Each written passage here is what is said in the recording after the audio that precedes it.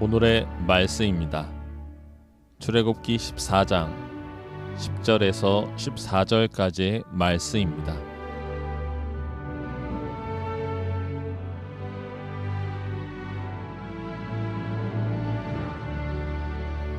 바로가 가까이 올 때 이스라엘 자손이 눈을 들어 본즉 애굽 사람들이 자기들 뒤에 이른지라.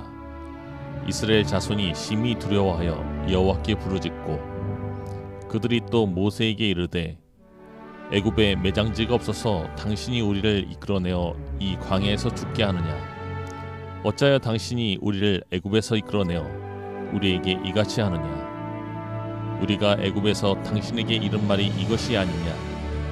이르기를 우리를 내버려 두라. 우리가 애굽 사람을 섬길 것이라 하지 아니하더냐? 애굽 사람을 섬기는 것이 광야에서 죽는 것보다 낫겠노라. 모세가 백성에게 이르되 너희는 두려워하지 말고 가만히 서서 여호와께서 오늘 너희를 위하여 행하시는 구원을 보라. 너희가 오늘 본 애굽 사람을 영원히 다시 보지 아니하리라. 여호와께서 너희를 위하여 싸우시리니 너희는 가만히 있을지니라.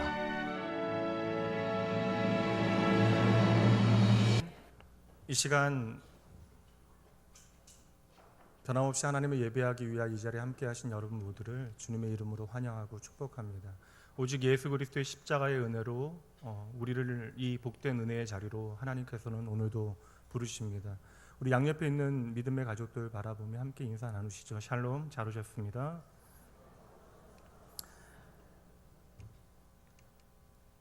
오늘은 가만히 서서 보라라고 하는 말씀으로 함께 하나님의 마음 살펴보도록 하겠습니다. 기가 막힌 일이 벌어졌습니다. 오늘 이스라엘은 하나님의 놀라운 능력을 통하여 하나님의 구원의 역사를 경험하였지만 고작 며칠이 지나지 않아서 진퇴양난의 상황에 빠지게 되어진 것입니다. 하나님께서 보여주시는 구름기둥과 불기둥을 그저 따라왔는데 어느새 바로의 마음이 완악해져서 기마병을 거느리고 이스라엘 백성들을 추격해 오기 시작한 것입니다. 지금 이스라엘 백성들의 수가 아무리 많아도 소용이 없어요. 그들은 어제는 그저 스스로 아무것도 해본 적이 없는 애굽의 노예였고 오늘은 아무것도 가진 것이 없는 광야의 거렁뱅이입니다. 그런데 바로 지금 바로의 군대가, 그것도 바로의 최정예 군대가 광야의 먼지를 일으키며 그들을 향하여 달려오고 있는 것이죠. 길이 없음에도 불구하고 오직 하나님의 인도하심만을 바라보며 따라왔는데 웬걸이요, 눈앞의 현실은 무엇입니까?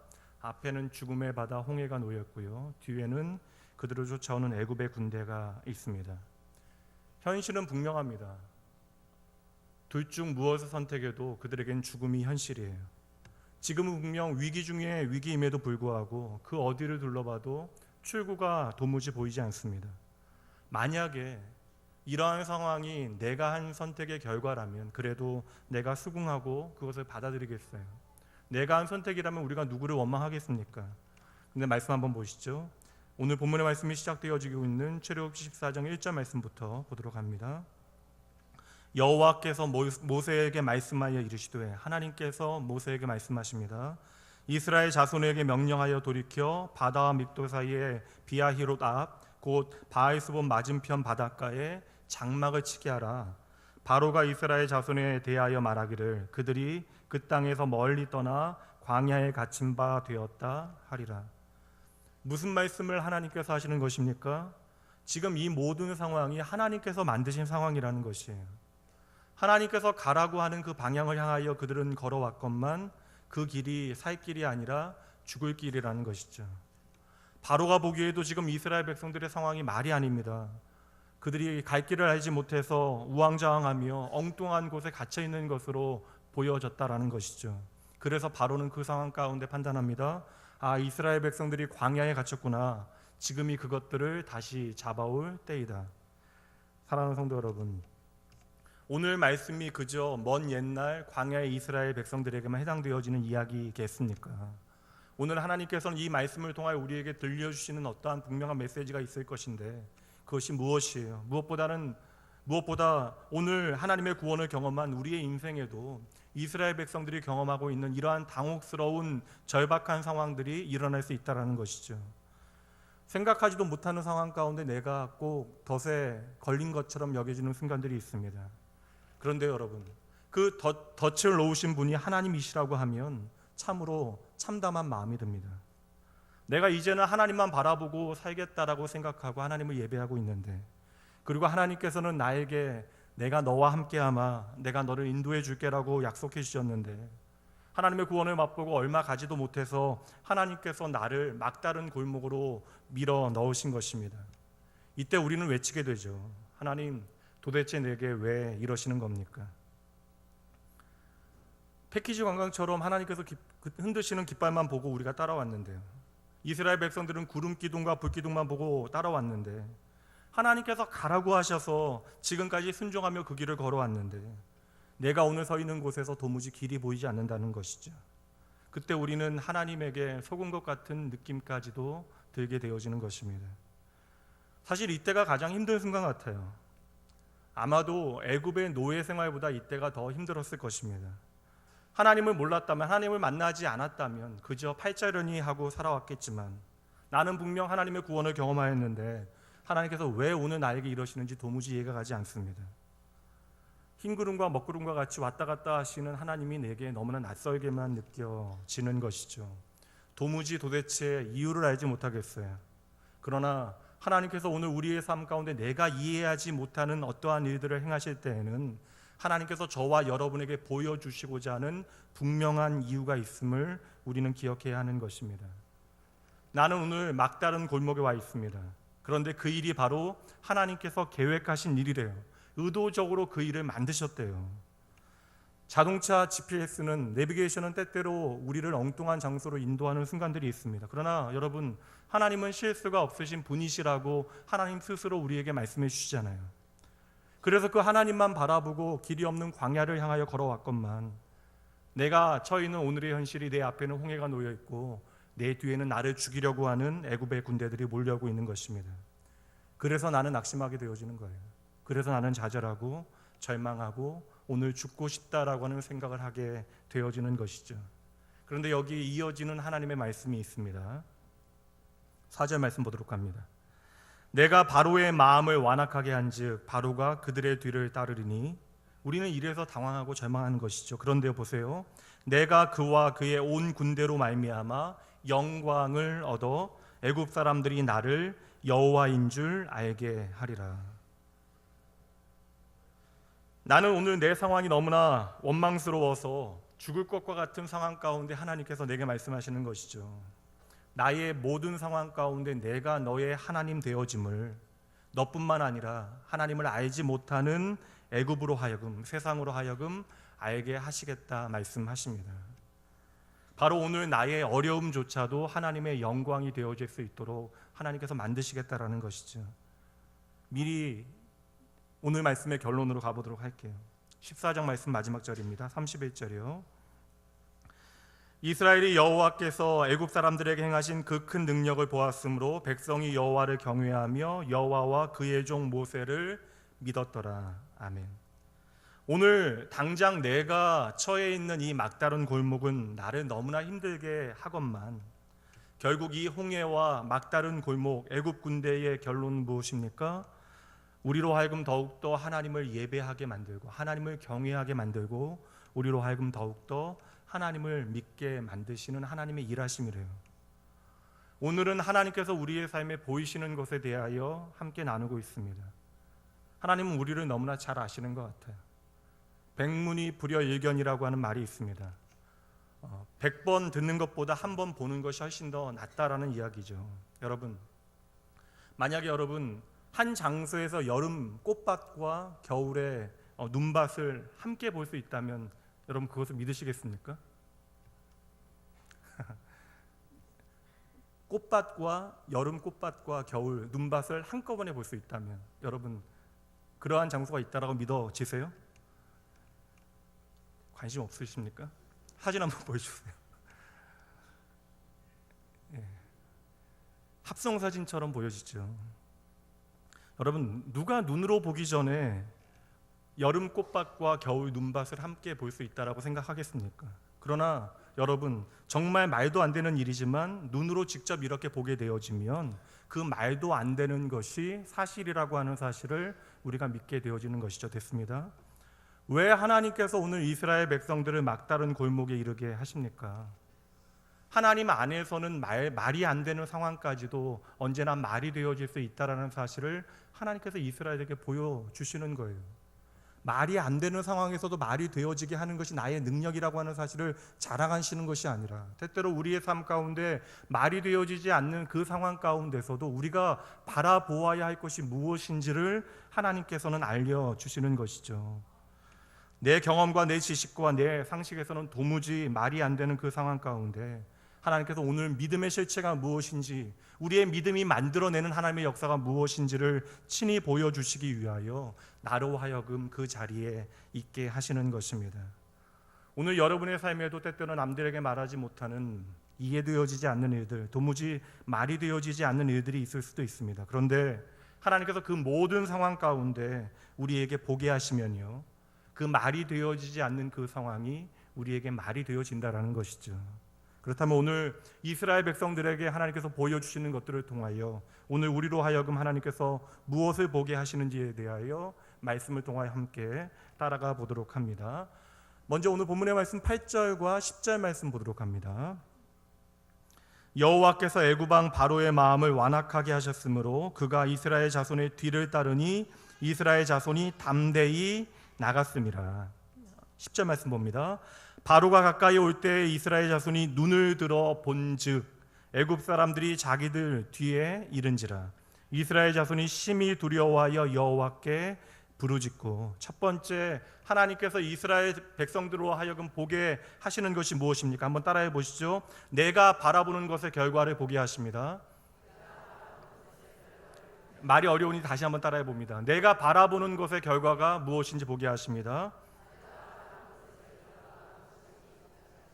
하나님께서는 지금 이스라엘 백성들이 자신들이 무엇을 보고 있는가를 확인하게 하시고, 또한 그것을 통하여 믿음이 무엇인지를 확인하게 하시기 위하여 그 자리에 있게 하셨다라는 것이에요. 8절 말씀 다시 한번 보시면 8절의 마지막에 보면 이스라엘 백성이 담대히 나갔다라고 이야기하고 있습니다. 그리고 10절 말씀의 마지막 부분을 보시면 이스라엘 자손이 심히 두려워하였다라고 말씀합니다. 보세요 여러분, 잠시의 차이인데요, 방금 전만 해도 그렇게 담대히 자신만만하며 나아갔던 이스라엘 백성들이 어느새 두려워서 심히 떨고 있다라는 것이죠. 어떻게 이렇게 금방 변할 수 있단 말입니까?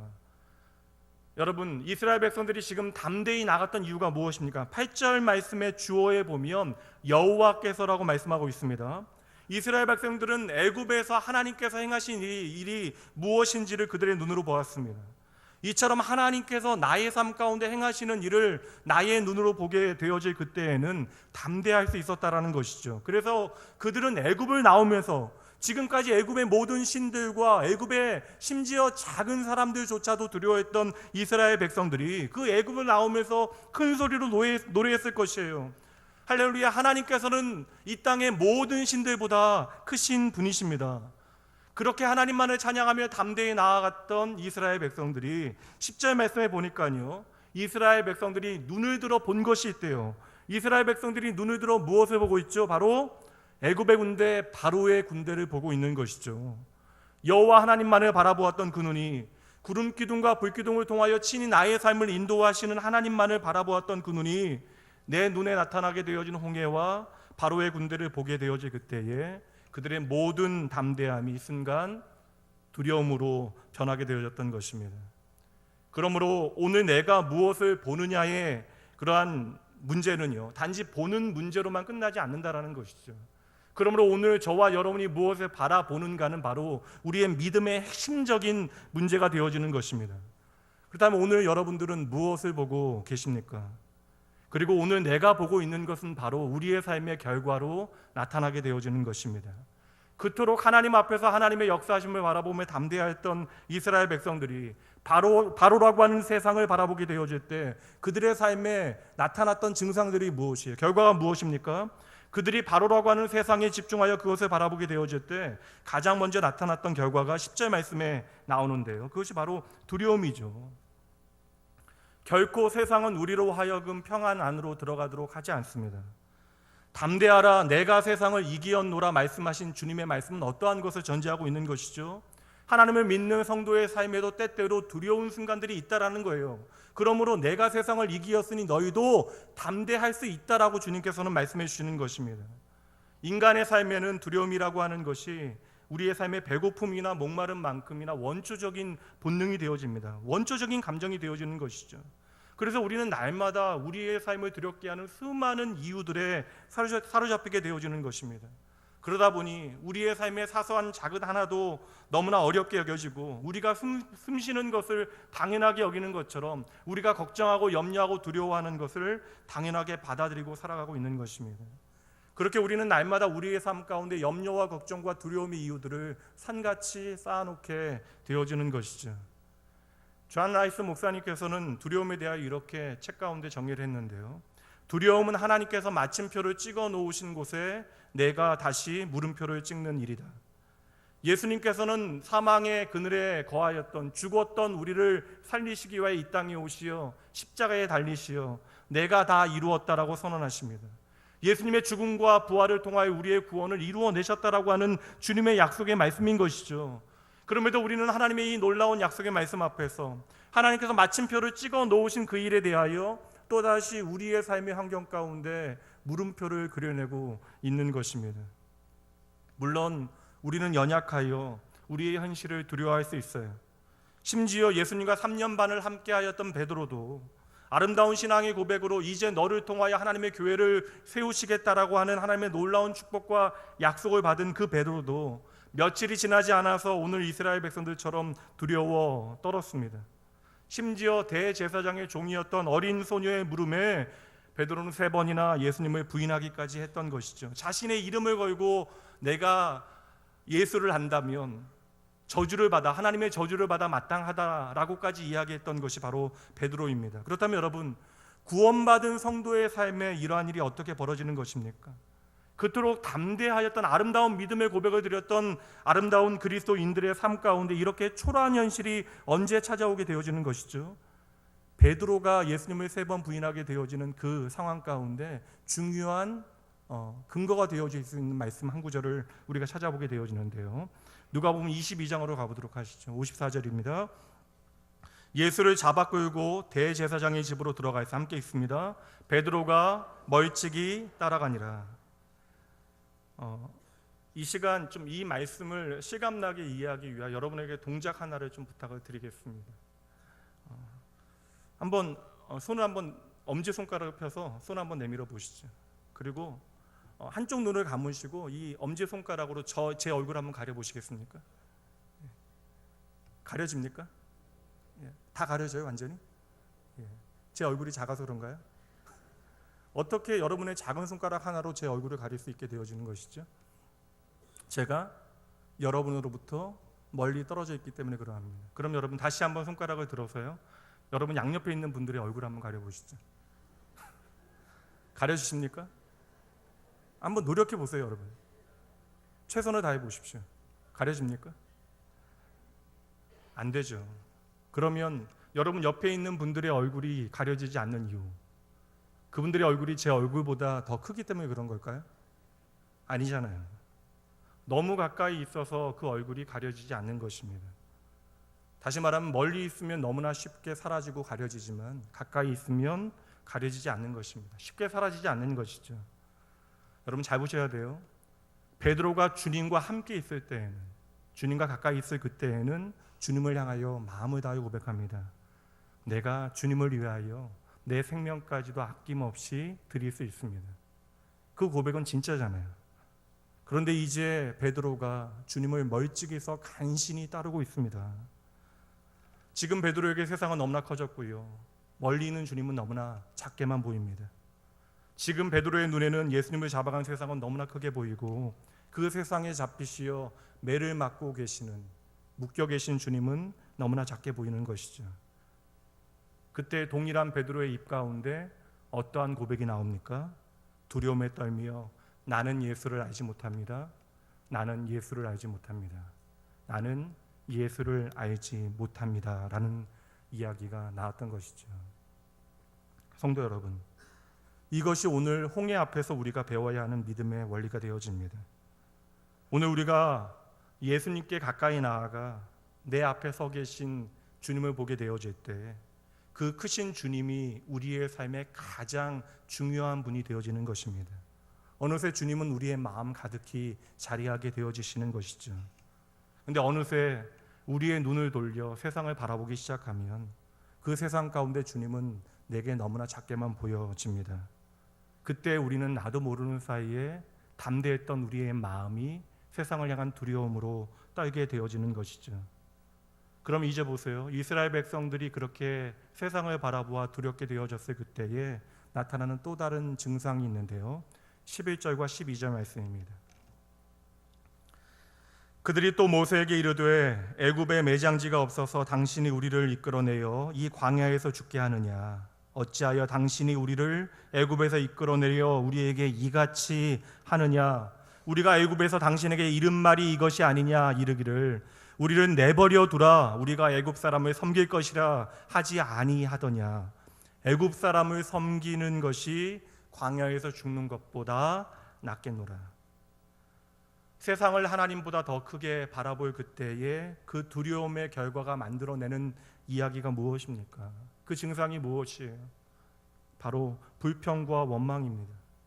방금 전까지만 해도 하나님을 향하여 환호하고 찬양하였던, 그리고 하나님의 대언자로 하나님의 구원을 나타냈던 모세를 행가르치던 이스라엘 백성들이 눈에 가득 찬 두려움 가운데 이제는 무엇을 하고 있죠? 하나님을 향하여 원망하고 또한 모세를 향하여 불평합니다.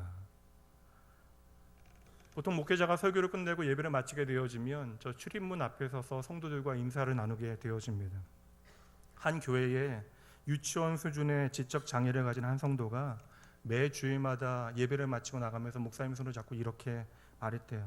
목사님, 설교가 너무나 길고 너무나 지루합니다. 매 주일마다 목사님 인사할 때마다 목사님, 설교가 너무나 길고 너무나 지루합니다. 처음에는 이 사람을 이해해야지 싶다가도 매 주일마다 설교만 끝나면 이러한 불평을 듣게 되어지니 목사님도 낙심이 된 거예요. 그래서 한 번은 한 권사님과 이야기를 나누다가 그 이야기를 하게 되어집니다. 그랬더니 그 권사님께서 목사님이 이렇게 위로하셨대요. 목사님, 그 사람 이야기에 그렇게 신경 쓰실 필요 없어요. 그 사람이 뭘 제대로 안다라고 뭐 그렇게 말하겠습니까? 그 사람은 그저 다른 사람들이 하는 이야기를 듣고 그냥 따라간 것입니다.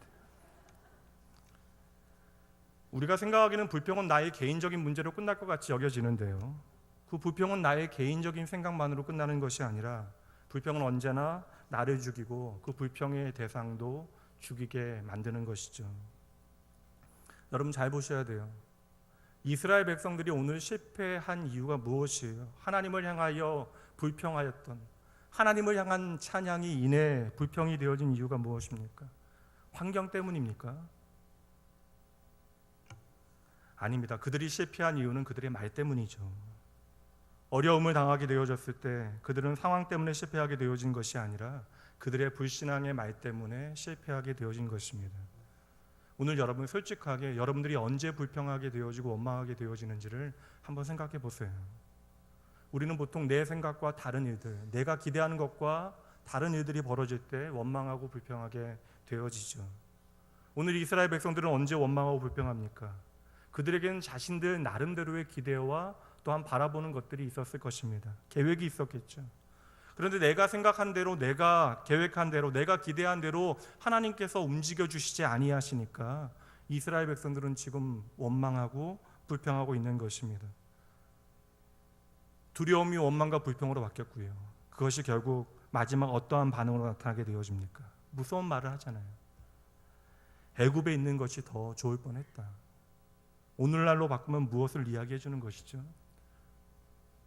하나님의 구원을 경험하고 신앙생활하는 성도가 무엇이라고 이야기하는 것과 동일한 것입니까? 예수 믿기 전이 훨씬 더 나았다.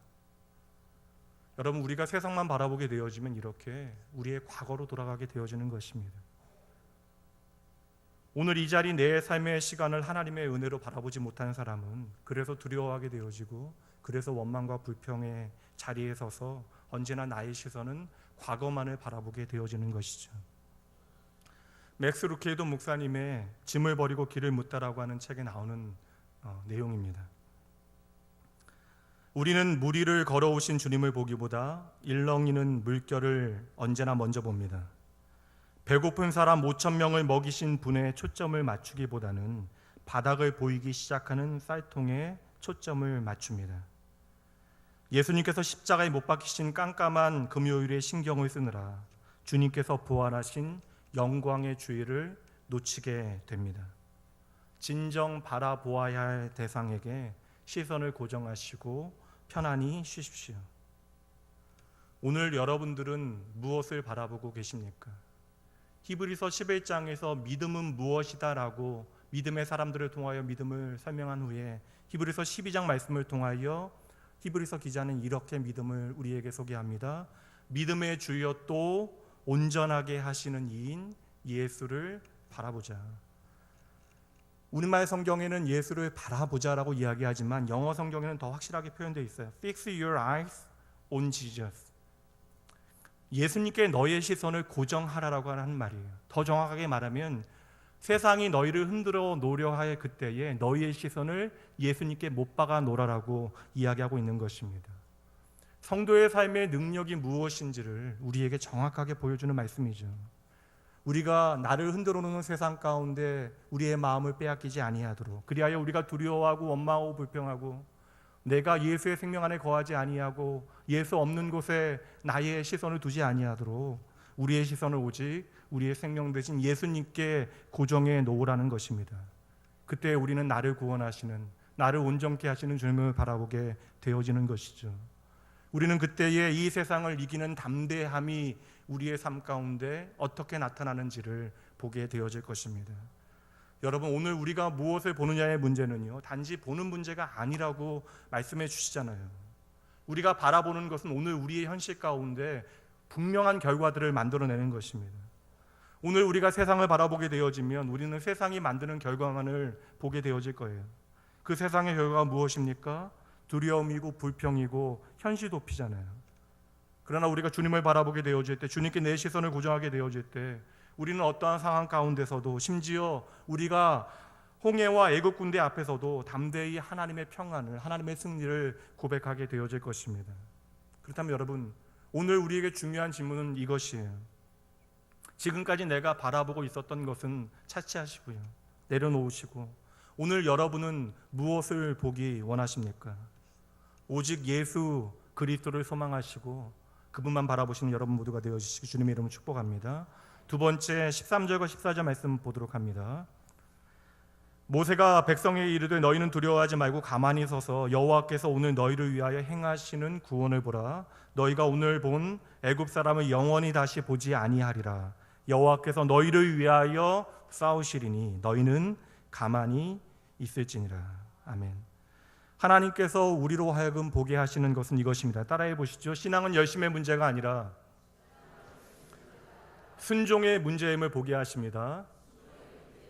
함께 읽으면 될 것 같아요. 함께 읽습니다. 신앙은 열심의 문제가 아니라 순종의 문제임을 보게 하십니다. 이스라엘 백성들의 현실은 무엇입니까? 눈앞에는 홍해가 놓여 있고요, 뒤로는 바로 애굽의 최정예 군대가 자신들을 쫓고 있습니다. 그렇다면 여러분, 무엇이라도 해야 하잖아요. 지금은 가만히 있으면 안 되는 상황입니다. 리더라면 이 순간에 어서 계획을 세우고요, 백성들을 독려해야죠. 죽기를 각오하고 항쟁하고 싸울 수 있도록 그들의 마음을 움직여내야 하고, 무기가 없다면 삽이라도 들고 곡괭이라도 들게 만들어야죠. 이럴 때일수록 더 분주하게 움직이고 좋은 계획들을 소통을 통하여 만들어내는 것이 당연한 일입니다. 근데 모세는 무엇을 이야기하고 있습니까? 세상을 살아가며 도무지 이해되지 않는 순간 가운데 우리의 삶에 정말 중요한 것이 있대요. 우리가 생각하기에는 그러한 때 우리의 열심과 노력을 다하는 것이 정말 중요한 것 같은데, 모세는 그때 우리에게 무엇을 말합니까? 나의 열심을 다하는 것보다 더 중요한 것이 있대요. 그것은 바로 무엇입니까? 하나님의 음성을 듣고 그 음성에 순종하는 것이 우리에게 정말 필요하대요. 지금 하나님께서는 의도적으로 이스라엘 백성들을 홍해 앞에 서게 하셨습니다. 그 홍해는 너무나 깊어서 헤엄칠 수 없잖아요. 또한 너무나 넓어서 건널 수 없는 곳입니다. 그렇다고 해서 되돌아갈 수도 없어요. 뒤에는 애굽의 군대가 있기 때문에 그러합니다. 위기잖아요. 어찌할 바를 알지 못합니다. 자, 그렇다면 이제 시험호흡을 크게 한번 하고 하나님께서 백성들의 삶, 하나님의 자녀들의 삶에 보이시는 삶의 깊은 비밀을 우리가 되새겨 봐야 하는 것이죠. 오늘 말씀의 핵심을 잘 보셔야 합니다. 오늘 말씀의 핵심이 환경에 있습니까? 오늘 말씀의 핵심은 무엇이에요? 홍해와 애굽 군대가 오늘 말씀의 핵심입니까? 아니잖아요. 오늘 말씀의 시작을 잘 보세요. 하나님께서 무엇을 말씀하십니까? 오늘 말씀의 시작은 하나님께서 말씀하셨다라는 것으로부터 출발하고 있는데 하나님께서 무엇을 말씀하십니까? 이 모든 어려움의 순간, 이 모든 어려움의 자리로 인도하신 분이 누구라고요? 하나님이시래요. 그렇다면 이것은 무엇을 의미하는 것입니까? 오늘 내가 이 모든 상황을 이해하지 못한다 할지라도 하나는 알고 있는 것이죠. 이 모든 상황 가운데 나를 인도하신 분이 하나님이시라면 이 모든 상황을 책임지시는 분이 바로 하나님이시라고 하는 사실을 우리는 제대로 보아야 하는 것입니다. 당장 하나님께서 내 삶 가운데 놓으신 그 길은요, 세상 사람들이 보기엔, 심지어 내가 보기에도 파멸하고 망하는 길처럼 보여집니다. 그런데 여러분, 하나님께서 말씀하시잖아요. 내가 너를 이 길로 인도해내겠다. 하나님께서 무엇이라고 말씀하십니까? 돌아가서 저곳에 진을 쳐라. 저기 너희 앞에 너를 집어삼킬 만한 파도가 보일 터인데 바로 그 바다 앞에 너희들 진을 쳐라. 그렇다, 그곳이다. 머무르기에 가장 최악으로 보이는 그곳에 너희의 진을 쳐라. 때로는 오늘도 주님께서 우리에게 이러한 말씀을 하십니다. 그러나 그것은 결코 우리를 힘들게 하시려는 주님의 뜻이 아니죠. 도무지 하나님의 구원의 은혜에도 불구하고 하나님을 소망 삼고 살아가지 못하는 우리들을 향하여 우리의 모든 인생의 어려움 가운데 하나님의 인도하심이 무엇인지를 제대로 보게 하시려는 하나님의 마음에 담겨져 있는 것이에요. 우리가 기쁘고 행복하고 좋을 때에만 주님을 찬양하고 예배하는 것이 아니라 모든 상황 가운데 주님을 의지하는 믿음의 사람으로 자라나게 하시려는 것이죠. 시간이 지나 40년 후에 이스라엘 백성들이 요단강을 건너 이제 드디어 하나님의 약속의 땅으로 들어가게 되어집니다. 가나안 땅에 들어갈 때 첫 번째 전투를 여리고성 사람들과 벌이게 되어지는데 그때 하나님께서 한 가지를 명하십니다. 무엇입니까? 아무 말도 하지 말라는 거예요. 그때도 가만히 서서 하나님이 행하시는 일을 보래요. 침묵을 명령하십니다. 일주일 동안 입 다물고 성을 돌기만 하래요. 도무지 이해되지 않는 하나님의 명령입니다. 요즘같이 소통이 중요한 시대에 이러한 하나님의 명령이 어찌 이해가 되겠습니까? 이러한 커뮤니케이션의 원리가 중요한 시대에 만약에 하나님께서 대통령 선거에 나오신다면 분명 떨어지실 거예요. 왜 하나님께서는 아무런 말도 하지 말라라고 말씀하십니까? 지금 이스라엘 백성들이 싸움의 현장에 있지만 이 여리고성 사람들과의 싸움은 이스라엘의 싸움이 아니라는 것이죠. 이 싸움은 하나님의 싸움이래요.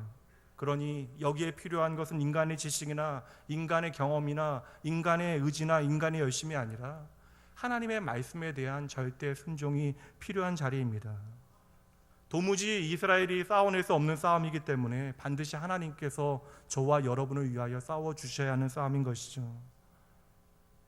도무지 우리는 연약하여 이해되지 않는 상황 가운데 우리의 생각은 언제나 불평과 원망으로 흐르게 되어지니 하나님께서는 그들을 더불어 그 공동체를 지키시기 위하여 침묵을 명령하시는 것입니다. 그러므로 여러분, 오늘 내 삶 가운데 이해되어지지 않는 상황 가운데 계신다면 그때는 내 입을 닫고 하나님의 말씀에 귀 기울여야 할 때임을 기억하셔야 합니다. 그때 우리는 나를 구원하시는 하나님의 놀라운 구원을 경험하게 되어질 것입니다. 사랑하는 성도 여러분, 다른 건 아닌 것 같아요. 믿음이란 하나님의 말씀 잘 듣는 것 같습니다. 하나님의 말씀 잘 듣고 우리가 나아가면 길을 잃지 아니하는 것이죠. 반대로 이야기하면 하나님의 말씀 우리가 듣지 않으면 우리는 언제나 어디서나 길을 잃게 되어지는 것입니다. 이스라엘 백성들이 지금 제대로 배워내야 하는 것이 무엇이에요? 이스라엘 백성은 지금 계속해서 하나님의 말씀을 듣고 하나님의 음성을 따라 살아가야 하는, 하나님의 인도하심으로 살아가야 하는 하나님의 백성들입니다. 지금 내 삶이 어디에 있는가가 중요한 것이 아니라 내가 있는 곳이 어디라도 하나님의 말씀이 임하면 그곳에 길이 있다라는 사실을 믿어야 하는 것이죠. 그러니 이스라엘 백성들은 길이 없는 광야에서 더불어 홍해 앞에서 그들은 반드시 깨달아야 하는 것입니다. 하나님의 백성들의 삶의 위기는요, 환경이 아니라 하나님의 말씀이 없는 것이에요. 그러므로 성도의 삶 가운데 반드시 필요한 것은 하나님의 말씀인 것이죠. 왜 하나님께서 이스라엘 백성들을 향하여 더불어 오늘 저와 여러분을 향하여 가만히 있으라 말씀하십니까? 우리가 때로는 하던 일을 멈추고 내 하고 싶은 일을 참아내고 내 소리를 죽이게 되어질 그때에 비로소 우리는 하나님의 음성을 듣게 되어지기 때문에 그러한 것입니다.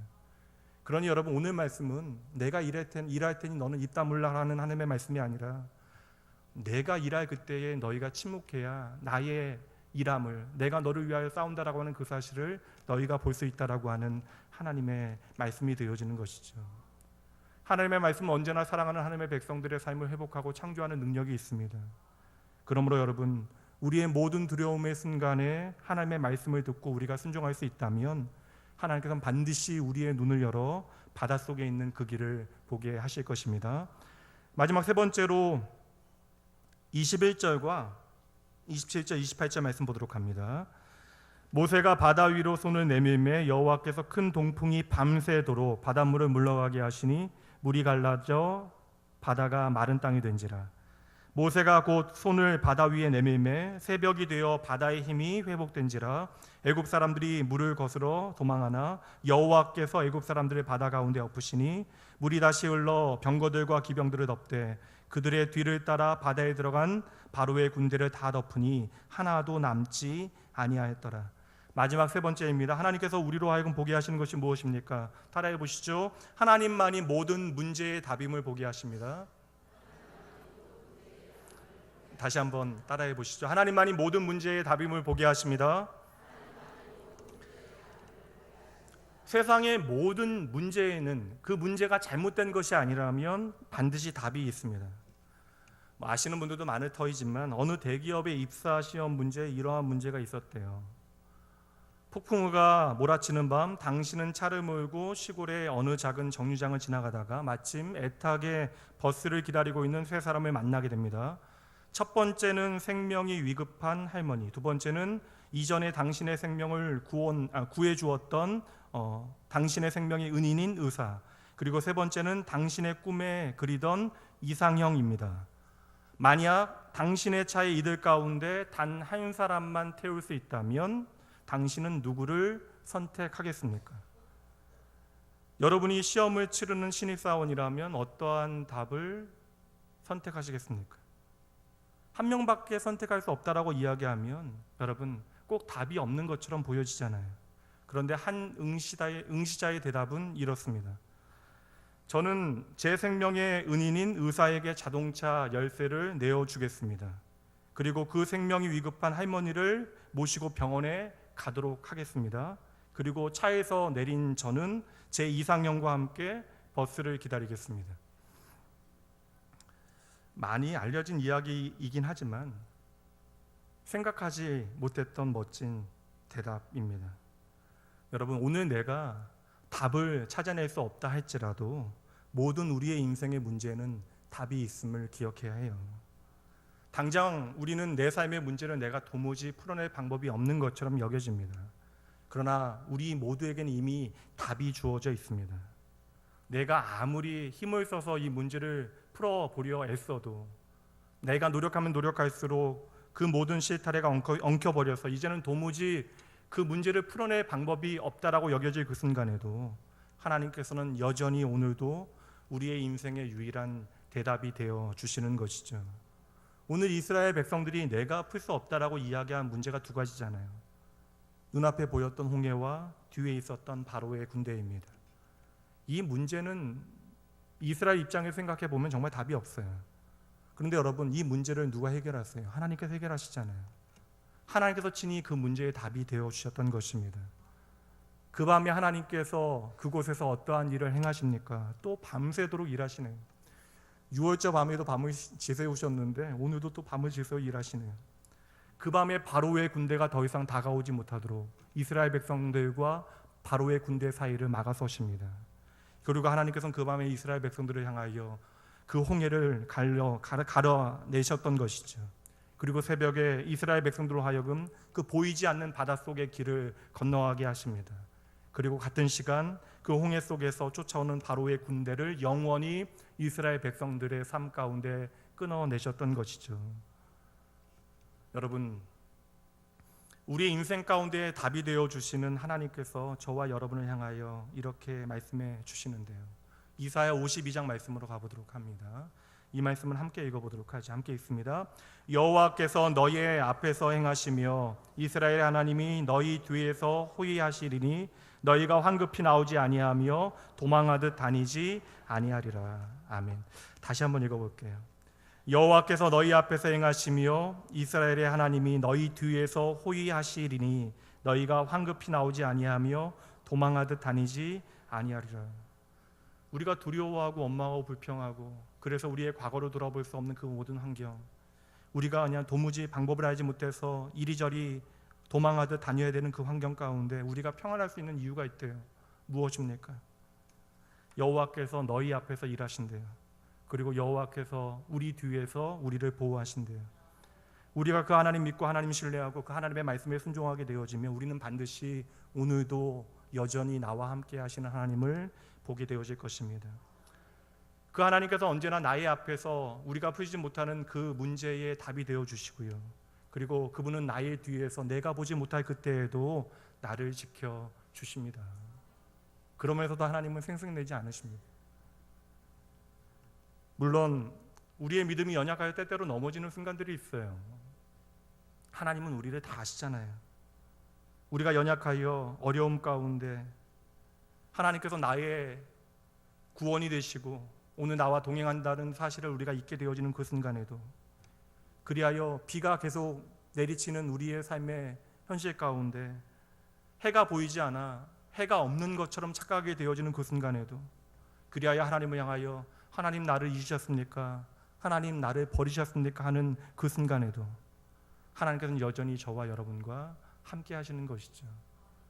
여러분, 심지어 우리의 삶 가운데 눈에 보이는 불기둥과 구름기둥이 더 이상 보이지 않는다 할지라도 하나님께서 저와 여러분의 삶 가운데 반드시 함께 하심을 잊지 마셔야 합니다.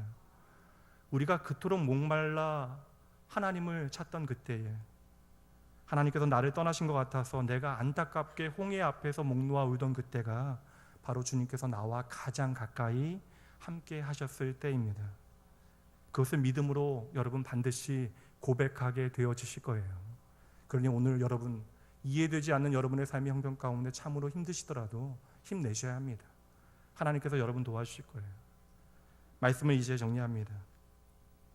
하나님은 왜 때때로 우리를 막다른 골목 앞에 가져다 놓으십니까? 당장 우리가 그것이 이해가 되지 않습니다. 그래서 원망이 되어지죠. 어느새 우리의 삶 가운데 하나님을 향한 불평과 원망이 가득해졌습니까? 왜 그래요? 결국 여러분, 홍해나 애국 군대라고 하는 그 환경이 하나님보다 나의 눈 가운데 더 크게 보여지기 때문에 그러한 것이죠. 그저 주저앉고 싶습니다. 두려워서 그냥 애굽으로 돌아가고 싶어요. 그러나 하나님께서는 오늘도 저와 여러분을 향하여 담대하라 하십니다. 내가 너를 위하여 싸우겠다 약속하시잖아요. 그러니 가만히 서서 내가 행하는 일이 무엇인지를 보라 하십니다. 우리가 당장 이해가 되지 아니할지라도 오직 하나님의 말씀에 순종하여 가만히 서서 하나님만을 바라보게 되어질 때 도무지 내가 넘어설 수 없는 그 홍해의 장벽을 하나님께서 어떻게 열어놓으시는지, 내가 도무지 이겨낼 수 없는 바로의 군대를 하나님께서 어찌 이기게 하시는지 우리는 그 하나님의 놀라운 역사를 반드시 보게 되어질 것입니다. 마지막으로 함께 따라해 보시죠. 오늘 내가 보는 것이 내 삶의 결과로 나타납니다. 신앙은 열심의 문제가 아니라 순종의 문제입니다. 하나님만이 모든 문제의 정답이십니다. 한 주간도 이 하나님 의지하고 내 삶에 역사하시는 하나님 제대로 보시는 여러분 되시길 주님의 이름으로 축복합니다. 이 시간 함께 찬양합니다.